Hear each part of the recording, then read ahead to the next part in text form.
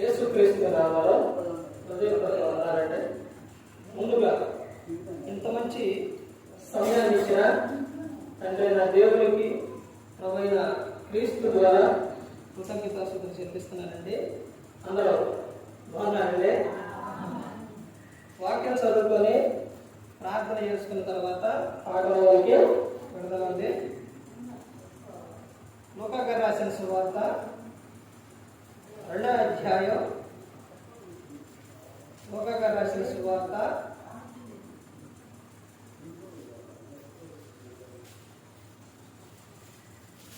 2వ అధ్యాయం 40వ వచనం. బాలుడు నీ జ్ఞానంతో నిండుకొనుచు ఎదిగి బలము పొందుతున్నాడు. దేవుని దయ ఆయన మీద నుండి ప్రార్థన చేస్తున్నాడు. పరలోకమందున్న మా తండ్రి, పరిశుద్ధ ప్రేమ గల తండ్రి, గొప్ప తండ్రి, యెహోవా తండ్రి, ఈ ప్రియకుమారుడు యేసుక్రీస్తు ప్రభువు ద్వారా కృతజ్ఞతాస్తుతులు చెల్లిస్తున్నాం. ఆయన ఆదరణ మద్దతులో మేము నడిపించిన ఆయన వాక్యం బోధించడగా విలువారు తండ్రి, మనుషులను తిని వాక్యాన్ని సహకరించే వాటిని దయచేయండి. వాక్యం బోధించడగా ఈ లోక సంబంధమైన జ్ఞానంతో కాకుండా నీ జ్ఞానంతో మాట్లాడే వాటిని దయచేస్తారని మా ప్రభువు యేసుక్రీస్తు నామములో వేడుకుంటున్నాము తండ్రి. ఆమేన్. ప్రభువైన యేసుక్రీస్తు నామములో హృదయపూర్వక వందనాలండి. దేవుని కుమారుడు యేసుక్రీస్తు ప్రభువారు ఈ లోకానికి వచ్చిన తర్వాత పరలోక రాజ్యం సమీపిస్తుంది కనుక మారు మనస్సు పొందాలని ప్రకటింప మొదలుపెట్టారు. యేసుక్రీస్తు ప్రభువారు అలా చెబుతూ ఆయన చేస్తూ ఉన్నారు. ఎందుకంటే చెప్పిన వారు చేయాలి.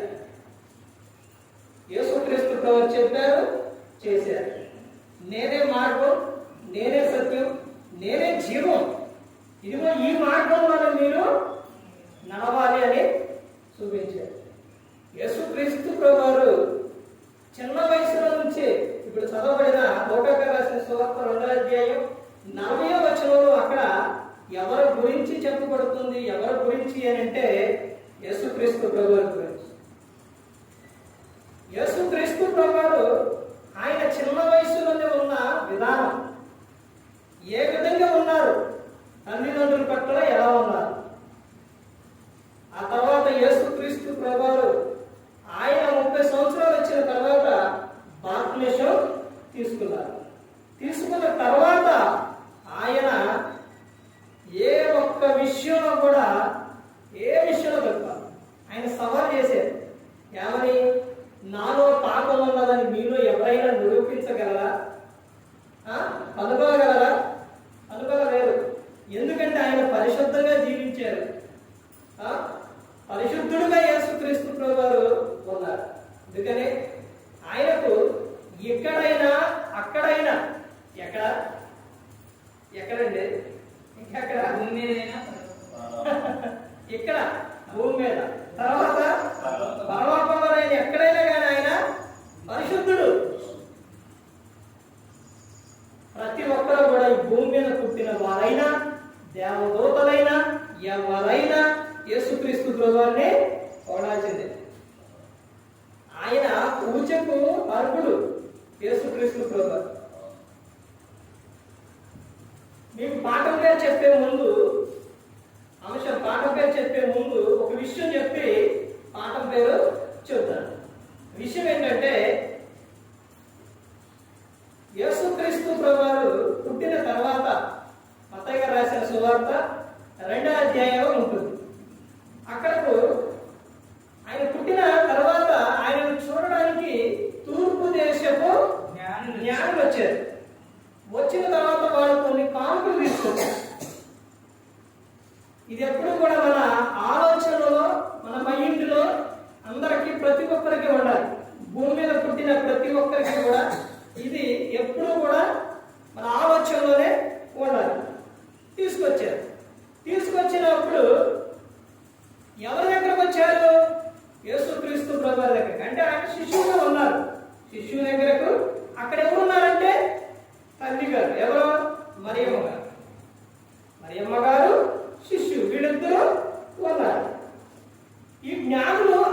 వచ్చారు.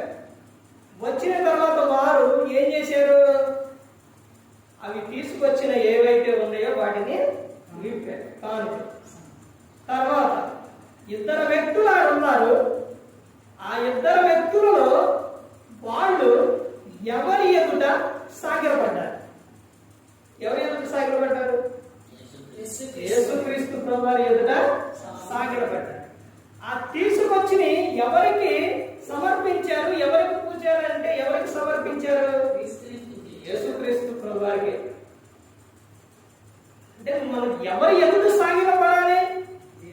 దేవుని ఎదుట, క్రీస్తు ఎదుట సాగిలపడాలి. ఆయనకే మొక్కాలి, ఆయననే ఆరాధించాలి, ఆయననే పూజించాలి. యేసుక్రీస్తు ప్రభువారు పూజారు. ఆ తర్వాత ప్రతి ఒక్కరూ కూడా గమనించుకోవాల్సిన లోకంలో విషయం ఏంటంటే, యేసుక్రీస్తు ప్రభువారు బాప్తిస్మం తీసుకున్న తర్వాత ఆయన ఎన్ని శోధనలు వచ్చినా, ఎన్ని బాధలు వచ్చినా, ఎన్ని వచ్చినా కానీ ఆయన లోకంలోకి వెళ్ళిపోవాలి, తొలగిపోవాలి. పరిశుద్ధంగా యేసుక్రీస్తు ప్రభువారు ఉన్నారు. మానవుడిగా పుట్టిన ప్రతి ఒక్కరికి కూడా, ఈ దేహం ఉన్న ప్రతి ఒక్కరికి కూడా ఏమేమి ఉంటాయండి? ఆల్రెడీ నాకన్నా అందరూ పెద్దలే ఉన్నారు, అందరికీ తెలుసు. ఆకలి వేస్తుంది, దాహం వేస్తుంది, తర్వాత ఈ దేహం నుంచి పని చేస్తే శివర కారుతుంది, తర్వాత ప్రతి ఒక్క దానికి కూడా శరీరం ఎలా ఉంటుందన్నది, ఎలా సహకరిస్తుందన్నది అందరికీ తెలుసు. అలాగే యేసుక్రీస్తు ప్రభువుకి కూడా అన్నీ కూడా ఉన్నాయి. ఆకలి వేసింది, దాహం వేసింది, అన్నీ కూడా ఆయనకు ఉన్నాయి. అయినా కానీ ఆయన అన్నీ కూడా ఏం చేశారు? వదిలేసి జయించాడు. ఆయన జయించాడు. ఈ పాఠం పేరు రాసుకోండి. బాప్తిస్మం పొందిన వారు ఎలా ఉండాలి? బాప్తిస్మం పొందిన వారు ఎలా ఉండాలి? ఎలా ఉండాలి బాప్తిస్మం పొందిన వారు?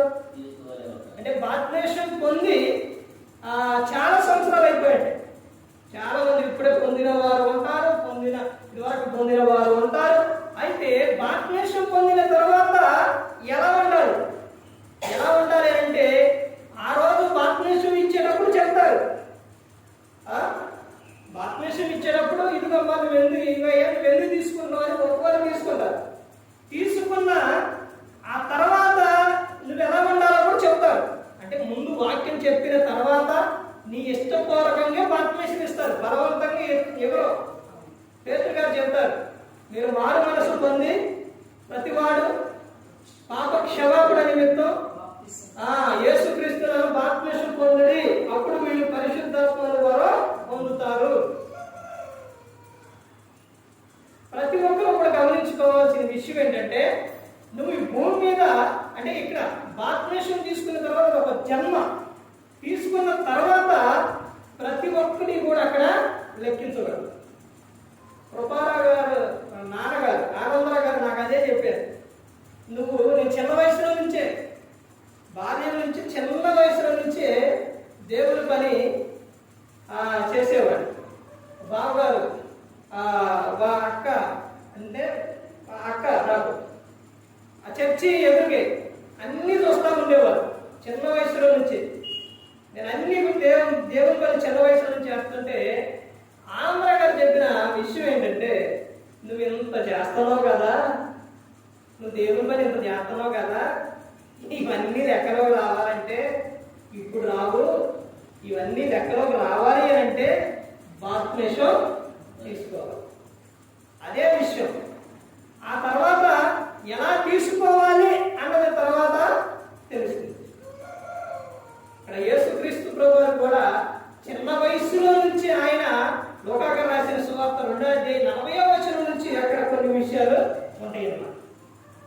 అయితే బాప్తిస్మం తీసుకున్న తర్వాత వ్యక్తి మనిషి ఎలా ఉండాలి అన్నది ఇక్కడ మనం కొన్ని విషయాలు 7 విషయాలు చూసి ముగించుకున్నాం. చూడండి, లోకాగా రాసిన సువార్త 2:40. బాలుడు జ్ఞానంతో నిండుకొనుచు ఎదిగి బలము పొందుచుండెను, దేవుని దయ ఆయన మీద ఉండెను.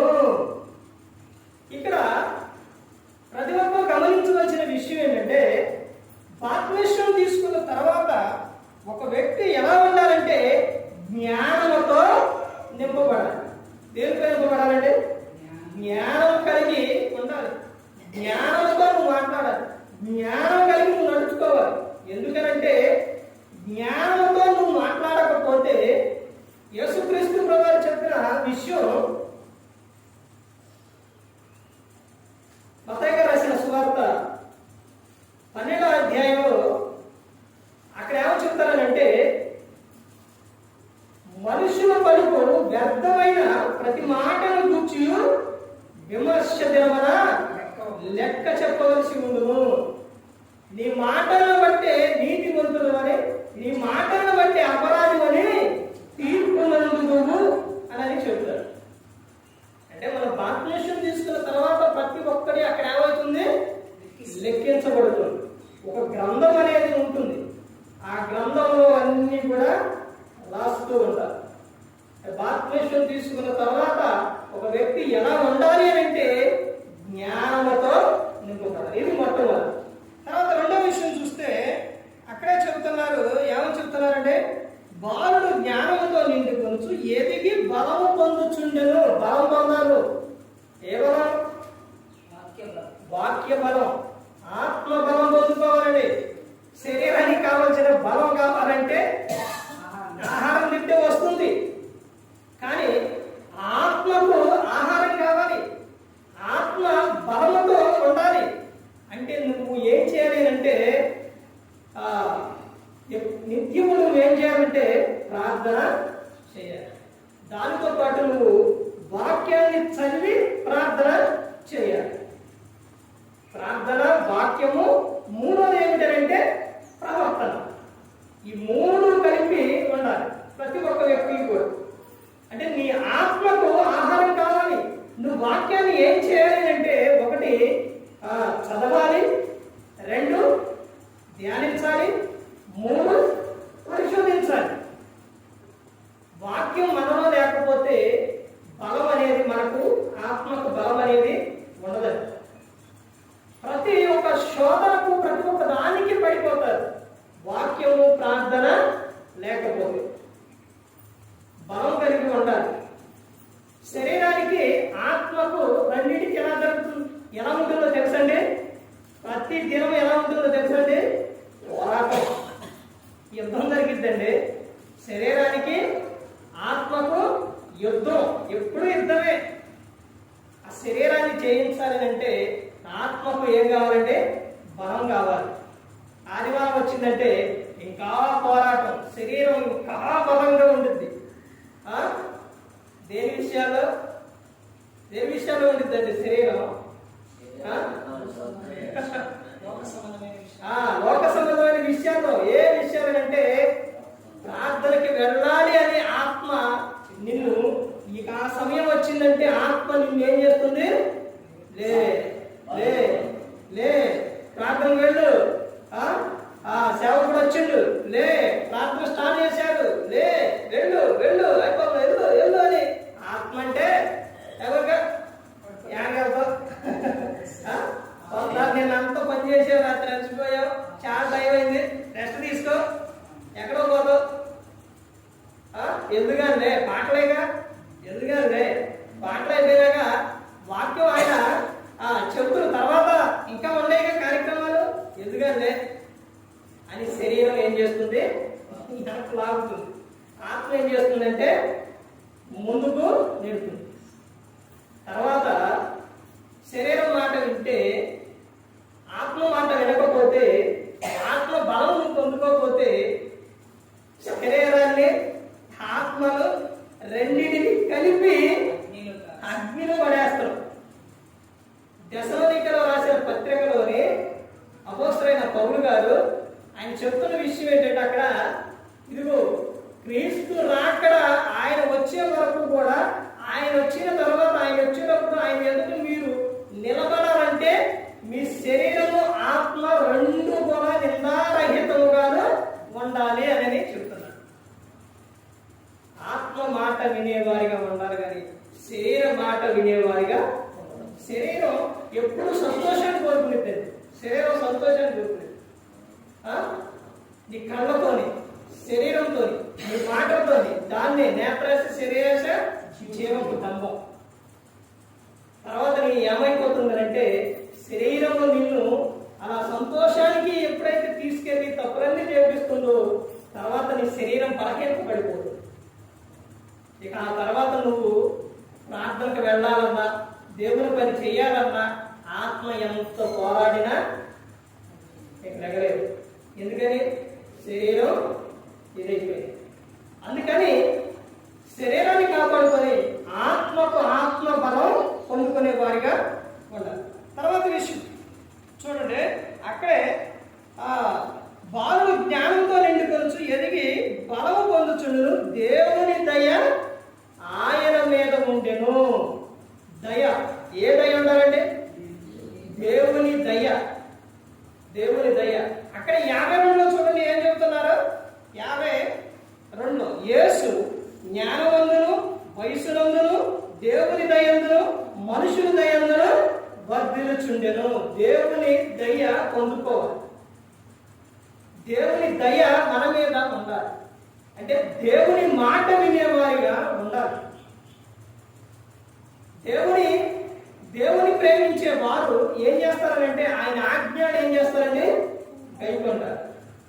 దేవుని దయ ప్రతి ఒక్కరి మీద ఉండాలి. దేవుని దయ పొందుకోవాలి. ఎవరు పొందుకోవాలంటే బాప్తిస్మం పొందిన వారు దేవుని దయ పొందుకోవాలి.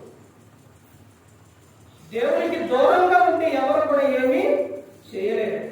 తర్వాత ఇంకో విషయం చూస్తే తర్వాత 42వ వచనంలో చూడండి ఏమని చెబుతున్నారు? 40 నుంచి పస్కా పండుగప్పుడు ఆయన తల్లిదండ్రులు ఏటేటా యెరూషలేమునకు వెళుచుండు వారు.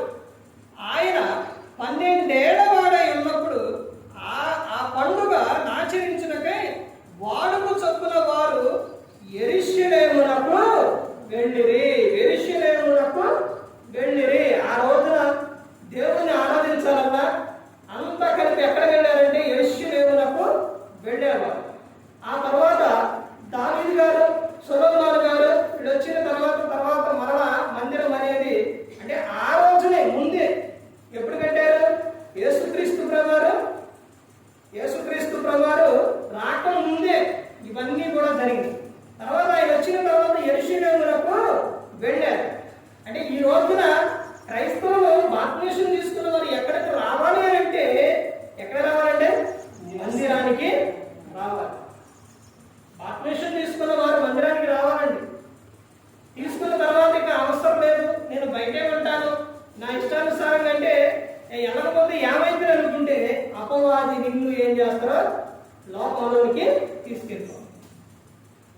దేవుని మందిరంలో నువ్వు కనబడకపోతే, దేవుని సన్నిధిలో నువ్వు కనబడకపోతే ఇక నీలో ఉండేది ఎవరో? దెయ్యం ఒక వ్యక్తిలో ఉంటే ఆ క్రియలు ఎలా ఉంటాయి అంటే చాలా భయంకరంగా ఉంటాయి. దేవునికి నీ హృదయంలో చోటు ఇవ్వకపోతే దేవుడు నిన్ను భ్రష్ట మనసుకు అప్పగించేస్తాడు. సౌలు గారి పరిస్థితి ఏంటండి? సౌలు తెలుసండి, మొదటి రాజు. ఇంకా మీకు చెప్పాలంటే దావీదు గారు మామగారు. సౌలు ఎక్కడ? కొత్త నిబంధన పాత నిబంధనలో సౌలు. అతడు దేవుని రాజ్యాన్ని అంటే దేవుని ప్రజలను ఏరడానికి ఈ దేవుడు ఎన్నుకున్నప్పుడు అతడు గర్వించింది. అంటే దేవుని మాట అతను వినలేదు. వినకపోగా ఆ తర్వాత దేవుని ఆత్మ ఆయనలో నుంచి వెళ్ళిపోయింది. సాతాను ఎక్కడ ఉంటాడో తెలుసండి? ఎక్కడ ఉంటాడు సాతాను? ఎక్కడ ఉంటాడండి? మన దగ్గరే ఉంటాడు, మన పక్కనే ఉంటాడు. పక్కనే ఉండి ఇది ఎక్కడి నుంచి వచ్చింది కాదండి, ఇదేంటంటే మా దగ్గర ఉండవేంటి, సమాజంలోగా ఉండేది, ఊరు బయటగా ఉండేది అని అంటే అక్కడ ఏముండదు. అక్కడ ఆడికేం పనండి, అక్కడే ఉంటారు. చనిపోయిన వారికి ఆడికేం పని? చనిపోయిన వారు ఎక్కడికి వెళ్ళిపోతారండి? ప్రసంగి 12వ అధ్యాయం 7వ వచనం, మన్నయ్యది మట్టికి చేరును మరలా ఆత్మ దాన్ని దయచేసిన దేవుని యొద్దకు వెళ్ళిపోయింది. ఇప్పుడు సమాధులు ఏమండి? ఏముందండి? దేహం ఉంది. అక్కడ మనిషి శవం దేహం ఉంది, అక్కడ ఏమీ లేదు. సాతాను అక్కడ ఉండడు.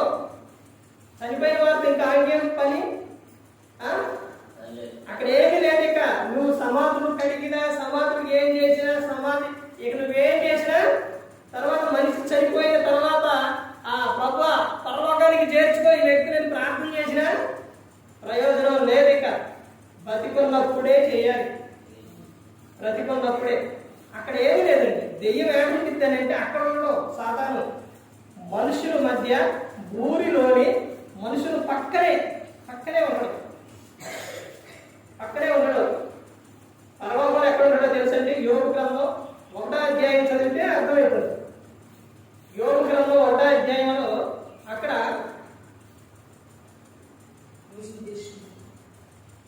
యోగ గ్రంథంలోని పరలోకంలో దూతల సమూహం జరిగింది, మీటింగ్ జరిగినప్పుడు అక్కడ అపవాది కూడా అక్కడకు వెళ్ళదు. అంటే ఆ దూతల సమూహం అక్కడ ఆ మీటింగ్ లో అపవాది కూడా ఉంటాడనమాట.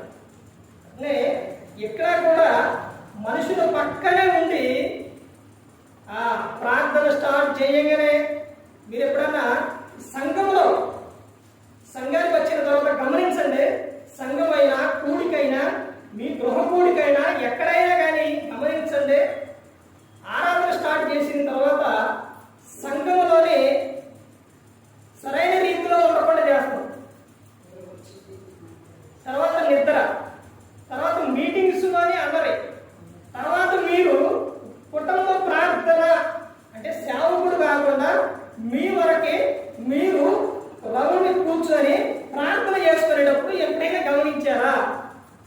అప్పుడే ఏమొస్తాయి తెలుసండి, ఆవలింతలు వస్తాయి. అప్పుడే ఆవలింతలు వస్తుంటాయి, నిద్ర వస్తుంటుంది. అప్పుడే బయట ఎవరో ఒకళ్ళు పిలుస్తూ ఉంటారు. ఇక్కడ ప్రార్థన నువ్వు అప్పుడే కూర్చుంటావు, అప్పుడే నీకంత డిస్టర్బ్ గా ఉంటుంది. ఇవన్నీ చేసేది ఎవరు? సాతాను. పక్కనే ఉండి ఇవన్నీ కూడా చేస్తారు. ఆ విధంగా మనిషిని దేవుణ్ణి ఆరాధించే వారిగా దేవుని దయ పొందుకోకుండా చేస్తారు. తర్వాత ఆరాధించేటప్పుడు ప్రార్థన సమయాల్లో అపవాది ఏం చేస్తారంటే డిస్టర్బ్ అనేది చేస్తారు. అందుకనే ఏం చేయాలంటే నువ్వు దేవుని సన్నిధానానికి రావాలి, దేవుని మందిరానికి నువ్వు రావాలి. తర్వాత ఇంకో విషయం చూడండి, చూస్తే రాసిన సువార్త అక్కడ 2వ అధ్యాయం 46వ వచనం చూడండి. 46వ వచనం.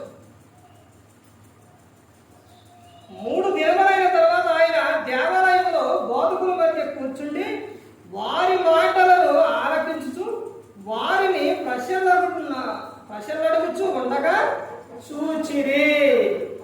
బాప్తిస్మం తీసుకున్న తర్వాత క్రైస్తవులు ప్రతి ఒక్కరు కూడా చేయవలసిన విషయం ఏంటంటే బోధకుల మాట ఏం చేయాలంటే బోధకుల మాట ఆలకించాలి, వినాలి, ఆలకించాలి. అంటే చెబుతున్న మాటలు ఏంటి?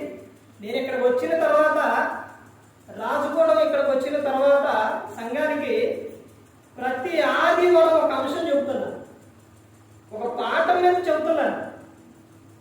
అవి రాసుకుంటే తర్వాత కాలంలో తర్వాత మీకు ఉపయోగపడుతుంది. ఎవరికైనా చెప్పడానికైనా, తర్వాత మీ పిల్లలు కానీ లేకపోతే ఎవరైనా కానీ చూసినప్పుడు ఆ నోట్బుక్ అనేది చూసినప్పుడు ఇదిగో ఈ అంశం మీద ఇలా చెప్పారా, ఈ అంశం మీద ఇలా చెప్పారా అనేది ఉంటుంది. తర్వాత ఎవరైనా అడిగినా కానీ చెప్పగలుగుతారు. అంటే బోధకుల మాట ఏం చేయాలంటే ఆలకించాలి. బెరయ సంఘం ఏం చేసిందంటే పౌలు సేన చెప్పిన సంగతులు అలా ఉన్నవో లేవో లేఖనాలను ఎప్పుడంటే ఒకరోజు కాదు ప్రతి దినం పరిశోధిస్తూ వచ్చారండి. ప్రతి దినము లేఖనాన్ని పరిశోధించాలి. చెబుతున్న మాట ఆత్మ సంబంధమైనదే కాదా, పరలోక సంబంధమైనదే కాదా, అసలు ఏ విషయం చెబుతున్నాడు, దేని గురించి మాట్లాడుతున్నారు అన్నది ప్రతి ఒక్కరూ కూడా గమనించుకోవాలి. అలా నువ్వు తెలుసుకోవాలి అని అంటే నువ్వు వాక్యాన్ని ఏం చేయాలి? చదవాలి. ప్రతిదినం చదవలేదు కానీ ప్రతిదినం ఏం చేస్తారండి? ధ్యానించగలుగుతారు. కీర్తనలు దాకా 1వ కీర్తన చదివించింది అందుకనే నేను చెప్పబోయే అంశం ఏదైతే ఉందో దానికి ముందుగానే అది కలిసే విధంగా అందులో ఉండే విధానంగా ఆ వాక్యాన్ని అనేది చదివిస్తాను. కీర్తన గ్రంథం అందుకని చదివించింది. యెహోవా ధర్మశాస్త్రం నందు ఆనందించుచు దివా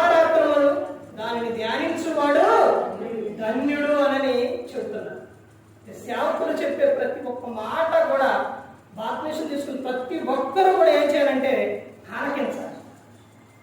ఇది నేను చెప్తున్న విషయం కదండి, యేసుక్రీస్తు ప్రభువారు చెబుతున్న విషయం. యేసుక్రీస్తు ప్రభువారు మనకు మాదిరి. యేసుక్రీస్తు ప్రభువారు ఉన్న విధానం అక్కడ ఆ బాధకులు చెబుతున్నా యెరూషలేముకు వెళ్ళారు.